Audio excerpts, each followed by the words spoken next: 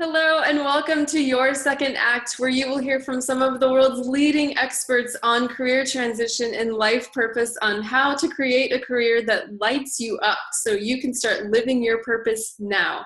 I'm your host, Andrea Shields Nunez, and I'm very excited today to bring you Anna Runyan.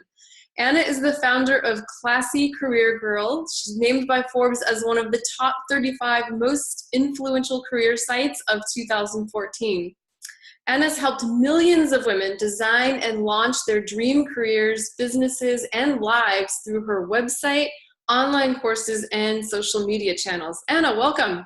Thank you. I'm excited to be here. Thanks for inviting me. Absolutely. I'm really excited to talk to you. I love your site and everything that you do. It's just, you kind of cover everything. So I would just love for you to tell us a little bit about Classy Career Girl and how it got started and what it's all about. Definitely. Yeah. So this journey all started way back in 2010. And I had a school project. I was getting my MBA. School project was to look at blogs. And it was kind of like for marketing class. And so I was looking around and I was like, wow, there's people blogging, making money. I'm like, why can't I do this? There's some good stuff out here. I know. So it all started with this little blog I had a week break from school. I was working full time. So I don't know how I found the time, but I did. I published one post a week very consistently, and people just started reading. I was sharing a lot of advice that I wish I would have known as a professional woman starting out in her career and everything I had learned. And it just kind of grew from there. I realized, hey, I do want to start a business. It was kind of one of those soul searching things, and really went out there and said, I'm going to turn this blog into a business, because we all know just blogging is not going to help you quit your day job. And so that was kind of a rude awakening for me. Like, I wasn't going to make it off Google AdSense, unfortunately. So had to figure out really how I was going to create my own products. And as you were talking about, we have a lot of different courses. That's kind of what I really love to do, is create online courses and creating content for my community and really helping them find careers they love or start businesses they love. So as you said, we focus on both sides. So we can help you, with job searching, resumes, LinkedIn, and then also creating your business plan too, which is really exciting. Love it. I love how organically it all happened and how you really just kind of followed your interests and then, the opportunities that opened up from there. Is that one of those strategies that you tell people to use when they're in career transition or thinking about changing? Yeah, I'm glad you brought up that word interest, because that's one of the things I actually wanted to talk about today. I think really figuring out what your interests are is really, really important. And I know for me, I had to take a deep dive. I was doing finance and accounting. I was really good at it. I was getting promoted. I had this team. I was getting raises, but I really didn't enjoy it. So it was a skill I had, but I wasn't really interested in it. So the light bulb really for me was when I realized my interests were teaching people, mentoring people, influencing people. Your interests are something you can look back into your childhood and kind of see yourself doing those same sort of interests. So when I looked back at my childhood, I remember starting a Save the Earth Club with one other girl. And I was already trying to influence the world, right? And then influencing and coaching and mentoring, all my girlfriends would come to me for advice on how to work out or how to, how to get into college, all this stuff. And I was always that go-to person giving my advice. And so when I kind of learned what interests were and how I had to kind of look back at my childhood and see what those themes were that popped up, and then realized in that current job in finance, which I didn't like, the things I did were teaching other people about finance. So I kind of was able to kind of change my job a little bit and do more training, mentoring, managing. And those were the things that I really, really enjoyed, even though I was teaching about a topic I didn't really like. So I think that's really important, diving into what your interests are. The second thing is really diving into what your motivations are as well. So what are those things that are really going to motivate you? For me, I realized during that whole time is the things that motivated me were flexibility, autonomy, being my own boss. I wanted to do my own thing and I wanted to make change happen rather than wait for other people to make change happen, which like never happened. Interim change. Yeah, the corporate change was very, very slow, especially because I was working with the government at the time too. So it was even slower than anything. But so those two things, like really self-reflection, self-awareness, are really, really important.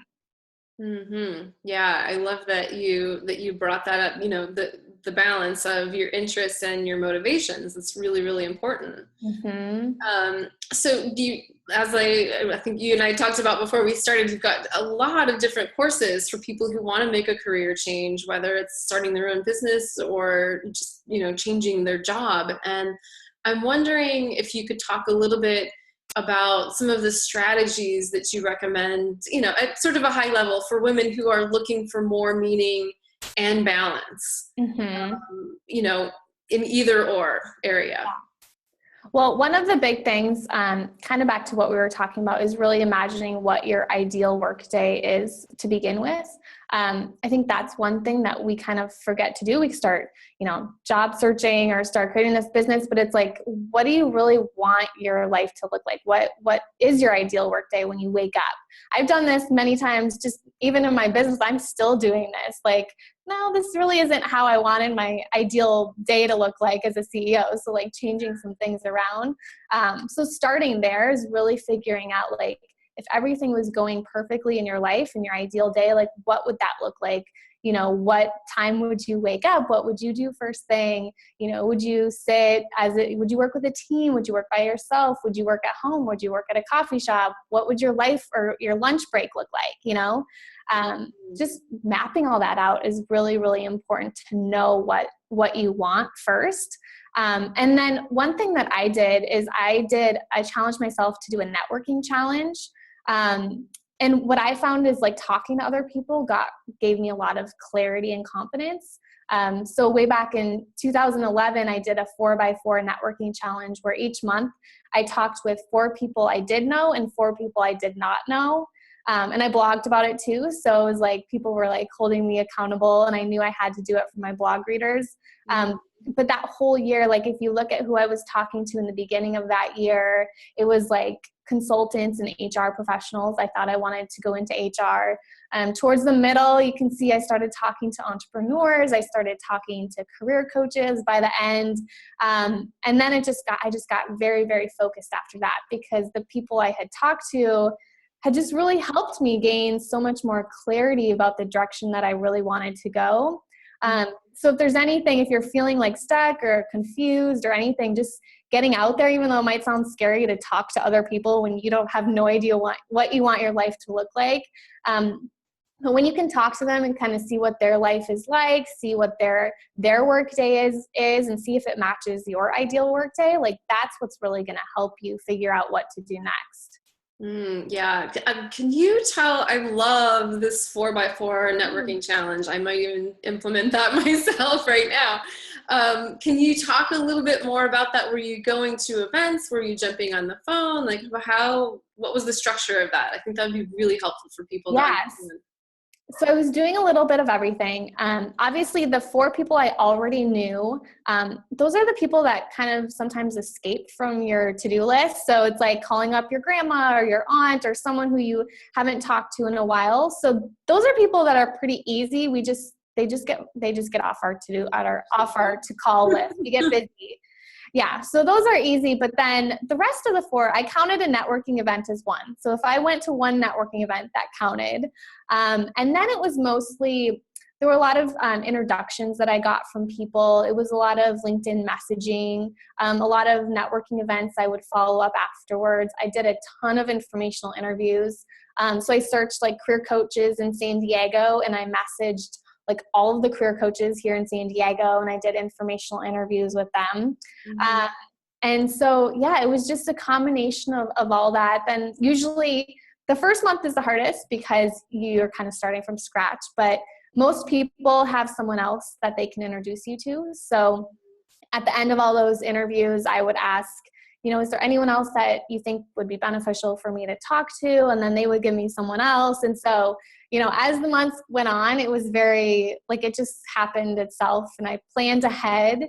So like I planned the month the prior. So I knew who were those 8 people that I was going to meet with that month.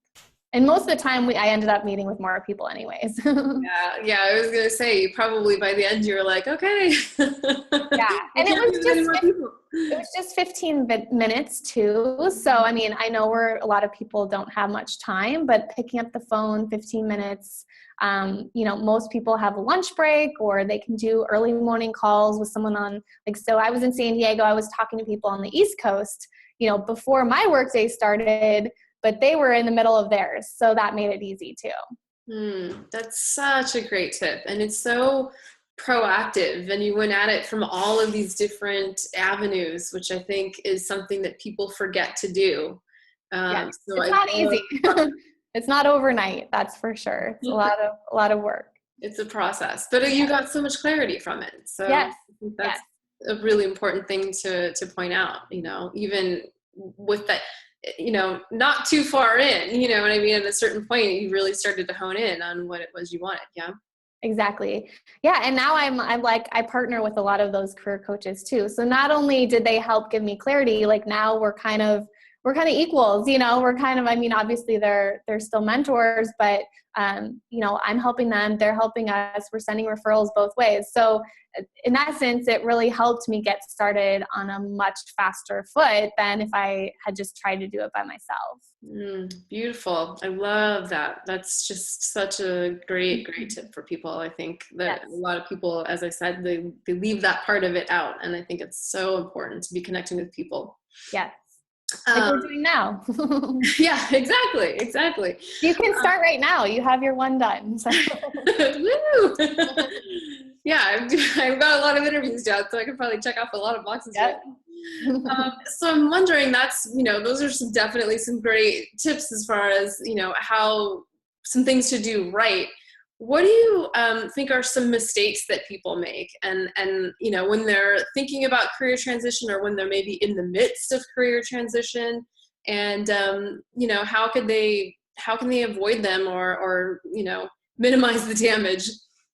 Yeah, I think one of the biggest mistakes is really mindset, and not really being very scared and fearful, and then not thinking it's really going to pan out or anything like that. So I think just being aware of your mindset, being aware of what are those words that you're telling yourself all the time? Are you saying, oh, that's not possible? That job that you really want, or you really want to start a business, but are you telling yourself it's not possible, that you could never do something like that? What about benefits? What about, listing all of those negative things? That's not going to help you. So I think really getting around people that are going to support you, and that are positive and actually believe that you can start a business, or that you can get that dream job on CNN or wherever you want to be. It really all is possible. So I think that's a big mistake, is really just not having the right mindset. And then the other one, too, is just not really knowing what the right career fit is for you when you start job searching.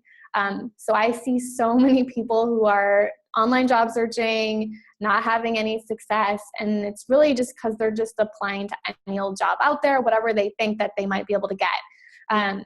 And so that's kind of every one of my courses is really starting from square one. It's really diving deep into your calling, your purpose, your vision. What do you want? What is that ideal career fit for you? Just like I was stuck in that finance job, on paper, it looked great. I was getting promotions and raises, and my boss thought, oh, this girl's awesome at finance. She's going to, rise the ranks here and do great at our company. But inside, it wasn't right. So I wish that I had done more self-awareness, more self-discovery, really figuring out what that ideal, more informational interviews, more networking, all that stuff. But I was an introvert, so I am an introvert still, of course. So networking was not something that was really easy for me. So that just lended itself to really just going into the direction that I thought I was good at, and not really seeing what else was out there until I started looking at blogs, looking at the whole online world, and seeing what people were doing, and that it was possible, and just changing my own mindset that I actually really could start a business and, run it from anywhere. My husband actually joined me last January in my business too. And so, what I thought would be impossible, really is possible. There's a lot that really can happen. But you just really have to know what those interests are, what you really, really enjoy doing. I love how, you're a living example of the growth, whereas early on in your career, you weren't really willing to go and do the networking and the informational interviews. But as you said, when you change your mindset and actually start really believing in yourself and seeing that it is possible because other people are doing it, you changed yourself. Yep. And actually got a lot more proactive about it. I think that's something that, is a really good illustration for people who feel like, oh, I just can't. Or the time is a big issue. Yeah. One of the biggest objections that I hear too. So yeah, it's really about finding little pockets of time here and there and really, and putting it towards working on your passion, whatever that is. So, one of the things that I've talked to almost everybody about, because it's a kind of the big elephant in the room, is the fear that comes along with making a big change. I mean, like you said, you had this great job that kind of looked perfect on paper and you're getting promotions and raises and all of that. How do you help your clients or your students really move through those feelings of, I really want something else, but I'm really scared to let go of what I have? Yeah. I mean, I think the first thing really is getting support and accountability and really telling someone else. So we have a private Facebook group, and that's really where people are like jumping in and sharing what those fears are too, because that's really the only way, you're going to move past them, is really recognizing them, one, and then getting some help or some coaching and helping you kind of move past those fears too. I had a client one time, and she said, you don't lose the fear, you move past it. You confront it. And so there's never going to be a time where I'm not going to have some fear, I'm still growing, like my business is changing, everything's changing. Instagram just changed their algorithm today. There's always some fear, and so there's just, it's really just about confronting it, being uncomfortable. You're always going to be uncomfortable. And repeating affirmations every day. That's really, really important. Like staying positive, surrounding yourself with positive people, visualizing. I always tell my clients to do vision boards and to just really be reading their goals every morning, every night, just keeping that front and center of like where they're headed and what they want to do. Those are some really practical things that like everyone can do. Yeah, that's a lot of really good strategies that I think a lot of different people, have success with. I think they're really, really helpful for people when they are in that space.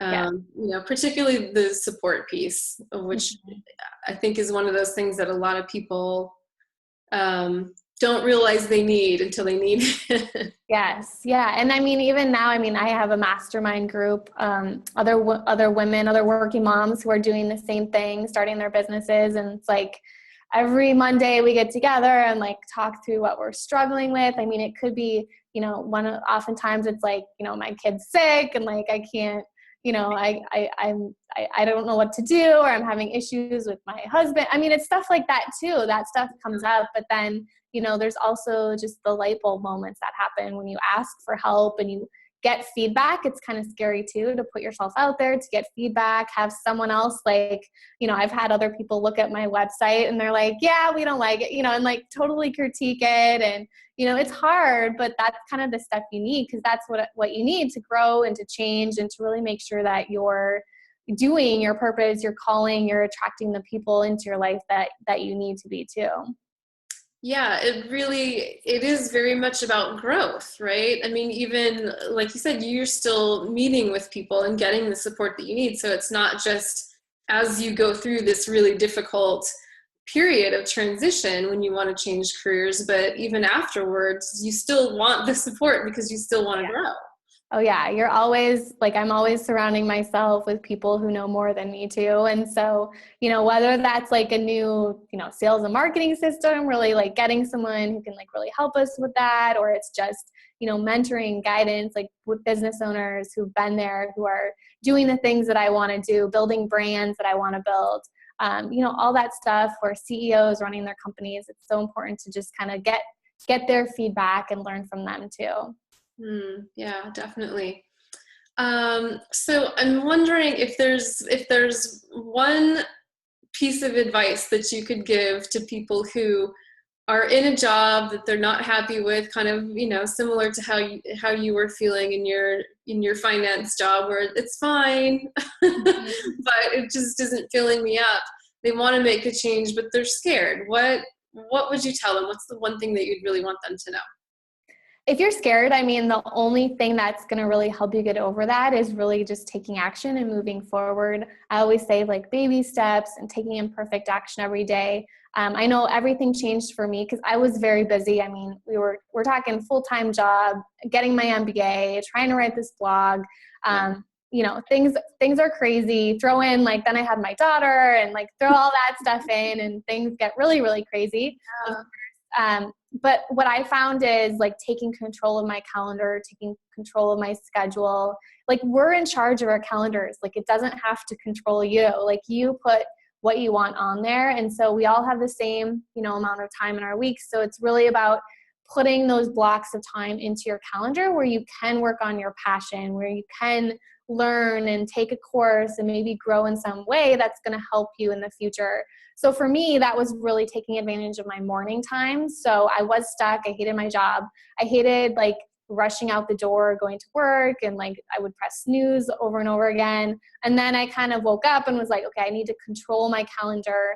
So then I started waking up earlier, set some time aside for like reading and journaling. And I think it was like an hour. I woke up an hour earlier, just had my time, did some blogging, and that changed everything. Just that small amount of time working on something that was like for me, not my company, really helped grow my business. And then I was in a better mindset at work.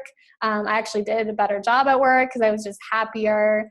And I found little pockets of time, like, even during work, like a lunch break, like there was little pockets of time that it all added up through doing that. So that's my advice, is wake up earlier. That's huge, is waking up earlier. Don't rush out the door, focus on your passion first thing, and then just find those little bits of time where you can really make things happen and really focus on your passion.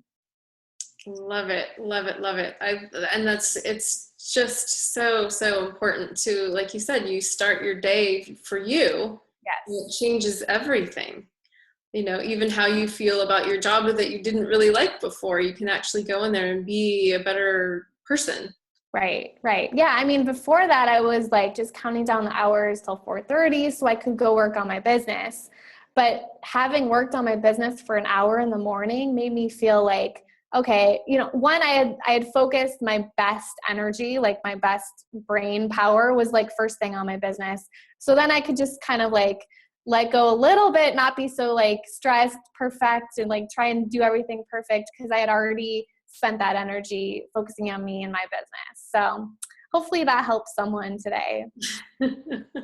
I'm sure it will. Nobody wants to be told to wake up earlier, but We won't tell your boss either that, that you're working on your business first thing, not their business. yeah. But it is, I mean, that's tends to be across the board what people say. And that's, I stayed up late a lot because I'm a night person. So I would come home and work late. But I know for a lot of people, waking up earlier is definitely the answer. Then that makes all the difference, like you said.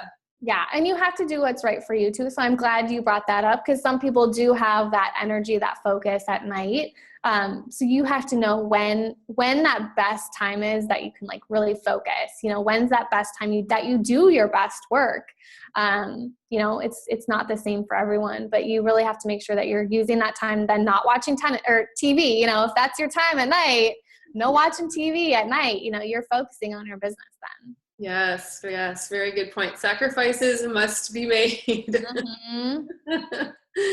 Well, we are just about out of time, but I know you have a free gift to share with the audience. Can you tell us about that? Yeah, of course. Okay, so what I put together, so everything I've done in my business is all broken down into 90 days. I'm like a huge, huge fan of creating a 90-day plan. I always do it myself. So what I have for your audience is a free 90-day plan where they can kind of chart out this change that they're going to make in their goals. And are you going to be sharing the website address with them? Yeah. The link will be on the page where this video is, as well as in an email. Okay. So they'll get that. Awesome. Yeah. So use that, plot out kind of like what you want to have happen in 30 days, 60 days, and 90 days. Put it on your wall. Oftentimes it helps me not, I actually need to do this right now for the next month because it helps me not get so like stressed out by like a whole page worth of to-dos that I want to get done. But it helps me see like, okay, what do I just need to focus on in 30 days? And then that way I'm not like so worried about all this stuff that actually needs to happen too. Love it. Those baby steps that you talked Baby about. steps. Well, thank you so much. It's been really, really nice talking to you. And I'm really excited about the insights that you shared about the way you built your business and the way that you help your students. So I really You're appreciate you welcome. being with us today. Yeah, it was fun. Thanks for having me. Absolutely. Take care. Bye.